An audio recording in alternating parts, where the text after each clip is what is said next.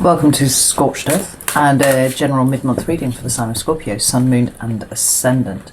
I'm going to keep it a bit shorter than the main monthly readings because it's just covering a 2-week period from the 15th to the 31st of July.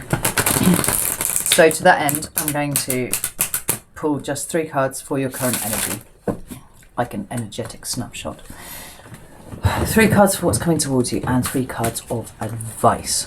Keep it nice and short. Sorry about the rain. I hope it's not too loud. I seem to be in the middle of a thunderstorm at the moment as well, so you might hear some rumblings in the background. Oh, my eye. Right, what did I need to say? Thank you so much to all those people who turned up for my birthday live stream last weekend. I appreciate every single last one of you. I was live for 6 hours and it did not feel like it at all until maybe about the last hour, to be fair. I was starting to flag a little bit then. But it was very cool and I enjoyed it very much, and thank you again to everybody who turned up, and thank you and welcome to all those people who joined me on Patreon and the channel memberships, which are now open as well. Delighted to have you aboard, and your support means so much to me. I can't even tell you, so thank you very much. Let's have a look, Scorpio, and see what's coming up for you. Let's have 3 cards for Scorpio's current energy, please. Oh, there's the first one, Justice, and the Tower, and the 9 of Pentacles. Oh, very interesting. Right, so 2 major arcana in a 2-week period. Huh. At the bottom of the deck, we've got the 10 of Pentacles. That is very interesting. So, we could be dealing with, well, fuck it. I mean, let's just show you what I've got here first, right? So, like I said, Justice, the Tower, and the 9 of Pentacles. Now, the Tower for me is a card of Scorpio. I know some other readers attribute it to Aries because it's ruled by Mars, and that's cool. Like, we can see it as Aries as well, but it feels Scorpionic to me, right? There's nothing more Scorpio than kind of that ability that you've got to just throw grenades into rooms and see what's still standing when the dust has settled, right? But this Justice card here, I feel like you're starting to get balanced with a lot of things, because 9 and 10 of Pentacles talks about your resources. Now, they can be financial, absolutely, but they can be energetic resources too. So we could be talking about, you know, you managing to look after yourself, plus also those things outside of you that require your attention. The 10 of Pentacles talks about commitment and stability and long-term security. And I'm quite interested to see that we've got, there are lotus blossoms all over this deck, which is really, really interesting. Because normally you only see them on the Ace of Cups, but here they are on both of these cards, right? Which is an interesting thing. I want to pull another card for the Tower. I'm going to pick up this deck because it's literally got the Tower at the bottom as well, and see what gives. Because the fact that the Tower's come up with Justice makes me feel like this is you actually finally starting to stabilize yourself. And you're kind of doing it by blowing up towers inside of you that just don't serve any purpose for you anymore, right? When we talk about that Scorpionic kind of predilection for closing down when it comes to X, Y, and Z. Now, there are no Cups cards here, I notice, at the moment, so it's not necessarily an emotional cracking open, but it could well be that things in your material existence that you've not been happy with for a while are getting a do-over from you, right? You just, all that shuffling and the Tower's still at the bottom of the deck. What the fuck? Right, tell me about this Tower for Scorpio, please.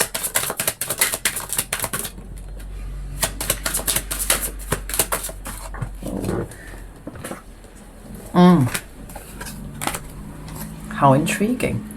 See, now we have Cups. We've got Page of Cups at the bottom of the deck, followed by the 6 of Wands and the High Priestess. It seems like there's a bit of an emotional awakening going on here, and it seems like you're kind of ploughing your efforts into the material, but they've got their basis here in a small kind of opening up of an emotional place, because we've got the Seven of Swords and the Six of Pentacles here, right? Here's another card that talks about balance, just as this one does here, right? And actually, by definition, these two here. But we've also got the Seven of Swords, which can sometimes talk about deception, right? And for you, Scorpio, I would say it was self-deception rather than anyone ever managing to pull the wool over your eyes with anything, because, you know, you're the most intuitive sign in the deck as far as I'm concerned. Whether you recognise that about yourself or not is different. Pisces tend to acknowledge that that's the thing, like everything is driven from emotion. They can smell that sort of thing. But Scorpio can smell deceit, so I don't think for a second anybody's pulling the wool over your eyes, except maybe yourself. And the fact that these have come out means that maybe you're having a bit of a realization in this 2-week period, or you have been having rather at this point, a realization that actually you've been deceiving yourself about a few things, right? And you're starting to straighten everything out in your own head. Now, the beautiful thing is that we've got the Justice card here, which is glorious because it says you're absolutely on the right track. You are making progress, doing what you're supposed to be doing at exactly the point that you're supposed to be doing it.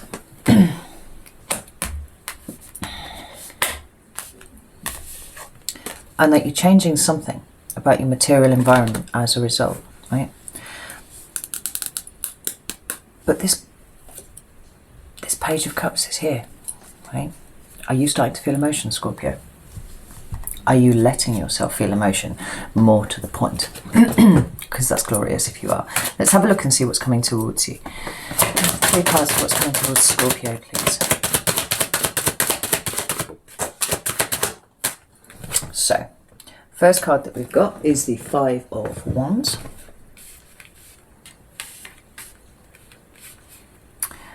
The second card, I should say that's in reverse though. The second card we've got is the Ace of Cups, and that came out with the King of Pentacles. We'll get one more card for what's coming towards Scorpio, please. What's coming towards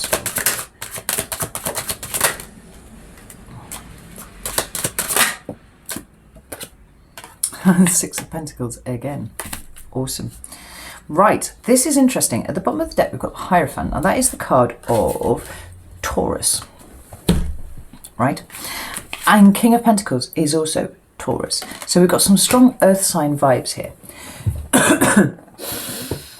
And there are 2 ways of reading what's come out here for what's coming towards you. The first is very clear, right? Whatever you have some conflict with at the moment, it is moving to the side. You're coming out of this energy. The most stabilizing thing that you can do with a 5 energy is flip it on its head, right? Because it means you're coming out of it, you're moving away from it, right? So whether that is conflict with another person or conflict with yourself, that's moving to one side. Now, this is where it gets a little bit more interesting, because we've got the Ace of Cups and the King of Pentacles. Now, like I said, the King of Pentacles can be an earth sign. Taurus, Capricorn or Virgo. Or it could be somebody who exhibits the traits of that sign. They might have it in their chart somewhere, you don't know, right? So this is somebody who is quite dutiful, turns up, you know, not because they feel like they have to, but because they want to, right? It's an intrinsic part of their energetic makeup. They are a provider of some description, right? Tends to do quite well for themselves. They've got a decent amount of abundance behind them because they've worked for it, right? So you see this card as being somebody who's got a business that they built from the ground up, you know, like in 20 years ago, and now it's very successful, and they employ like 6,000 people or something like that. You know, you take my meaning. But we've got this Ace of Cups here, right? So one way of looking at this is that you're coming out of conflict with someone with whom you have started relatively recently some sort of relationship, right? And they would be a King of Pentacles character. I mean, the flip side of the King of Pentacles is it's not very exciting. I'm probably gonna, you know, get all sorts of howls of indignation from earth signs about that, but there's quite a staid energy about the King of Pentacles, right? He's reliable, he's dutiful, he will show up when he's supposed to, but he probably won't do anything spontaneous, right? So, coming out of conflict in a newish relationship, however that happens, whether that's it ending or starting, you know, that's the thing. because that's quite possible. If you haven't quite started the relationship, but you're going into it, maybe you've been talking at cross purposes for someone. Maybe there's been a bit of family, you know, jiggery pokery, where they've all had something to say about it, right? Take it as it resonates to you. I'm just going through all the possible meanings here. Or, and I'm going to pull one last card just to clarify that. You're coming out of conflict with yourself because you are discovering that actually you value yourself and your emotional stability more than what you get from this King of Pentacles. And I say that because we've got this Six of Pentacles come up again for you, right? This is balancing out. It talks about reciprocity. Maybe you're getting some reciprocity from this earth sign. Maybe ending it is what is causing you to feel more balanced. Tell me about this Ace of...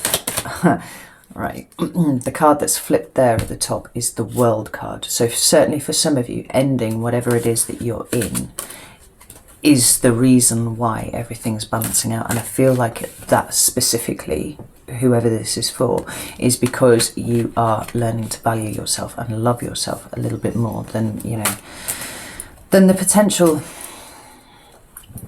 well, than the potential for this relationship was going to give you, right?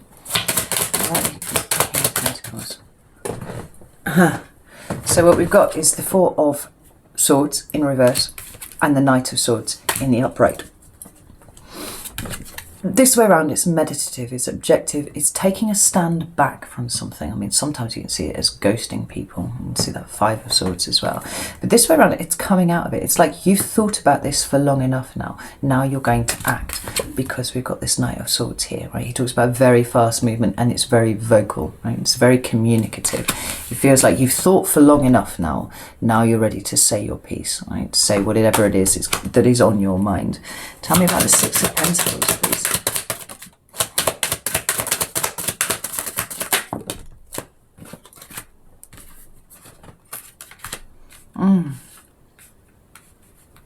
What an interesting array of cards. So we've got the Page of Pentacles at the bottom of the deck, which talks about a new start of some description in the 3D. And let's not forget that you've been very focused on your 3D environment, what with the Nine of Pentacles and the Ten of Pentacles being at the bottom of the deck.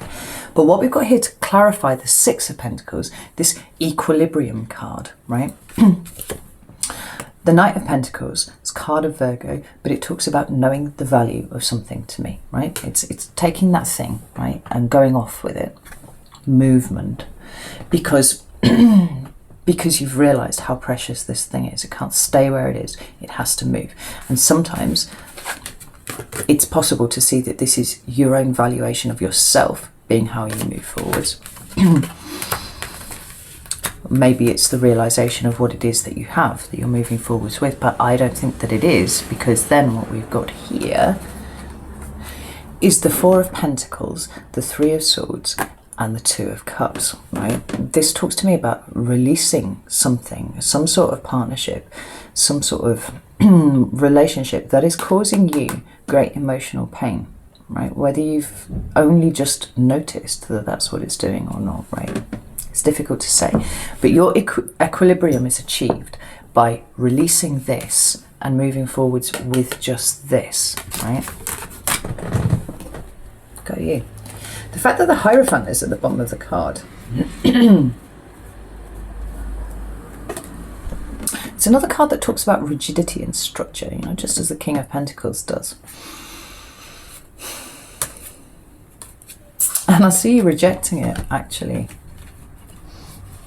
Because we've got the Seven of Swords and then the Ace of Wands under there. It's almost like you were, in some ways you were deceiving yourself that you were able to operate under these circumstances.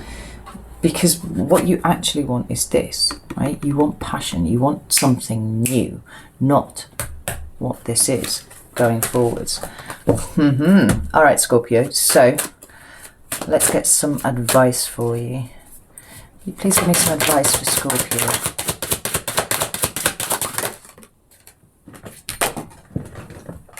Grab that.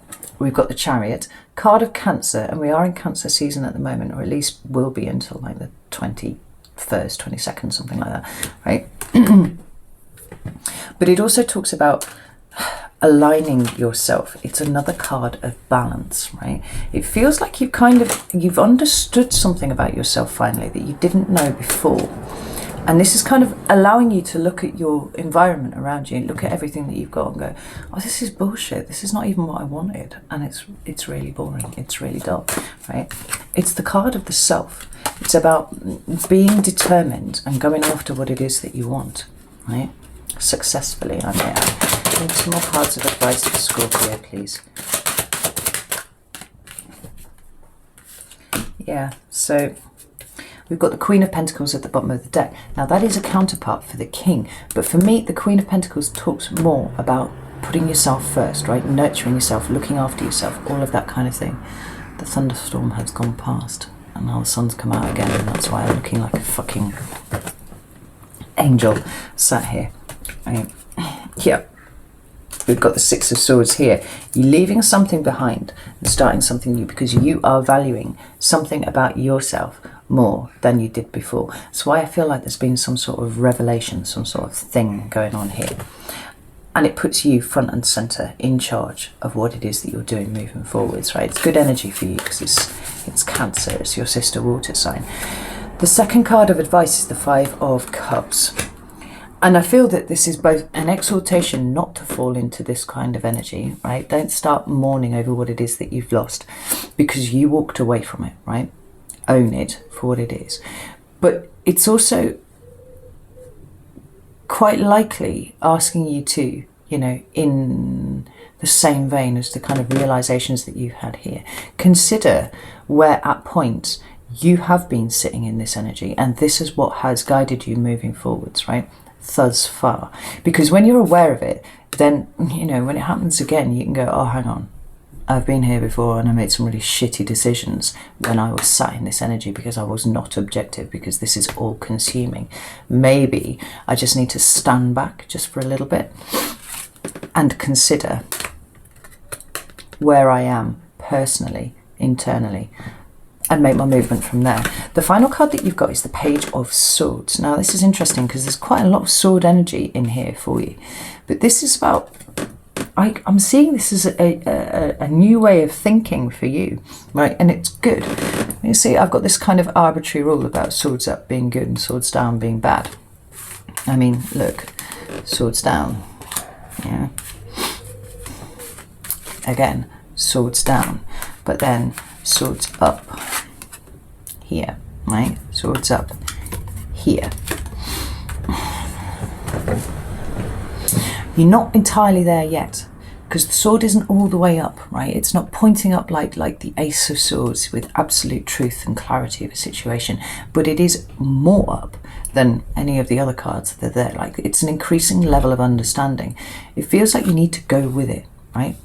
Go with it. Don't overthink things, but be mindful at all times, because it seems like your mental state is having a bit of an overhaul altogether, and it's on the way up. It's good, but you're starting to see things differently to how you were before, and I feel like your understanding of yourself is principally the reason that this is happening. So, Scorpio. These are side cards. I bought them a couple of weeks ago and they're pretty cool. I mean, they don't say very much. I've got a guidebook which is basically one A5 sheet of paper, but they are very interesting. Scorpio. Oh, that's so funny. Who did I just do? Gemini.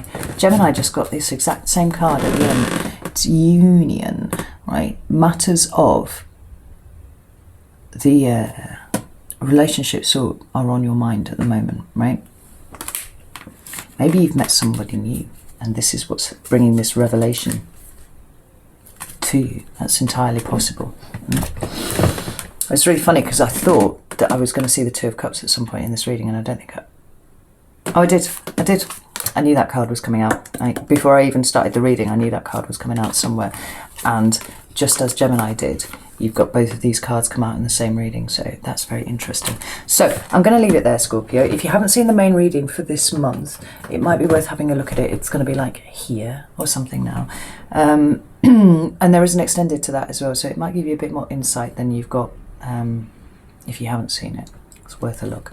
Right, I love you all. I'll see you in a couple of weeks for the August monthly readings. Take care.